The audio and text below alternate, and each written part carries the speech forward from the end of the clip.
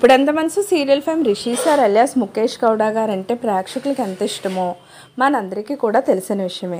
నిజంగా గుప్పెడంత మనసు సీరియల్తో ఆ కపుల్ ఇద్దరికీ కూడా బ్రహ్మరథం పట్టారు. అంత ఇష్టం ప్రేక్షకులకి ఇప్పటికి కూడా మర్చిపోకుండా ప్రతిరోజు కూడా సోషల్ మీడియాలో వాళ్ళ వీడియోస్ అనేవి ఎప్పటికప్పుడు వైరల్ అవుతూనే ఉంటాయి.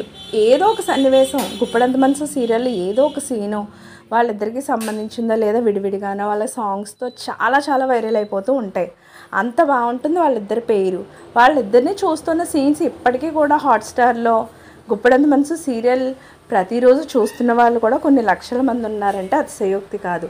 అయితే ఇండియన్ టీవీ కపుల్ వాళ్ళు 100 most popular couple of the year 2024కి మన కాంపిటీషన్ పెట్టడం జరిగింది. అందులో మన రిషి దారాలు కూడా ఉన్నారు. అయితే నిన్న దాని రిజల్ట్ అనేది అనౌన్స్ కూడా చేయడం జరిగింది. అందులో మన రిషి దారాకు వచ్చిన ర్యాంక్ 16.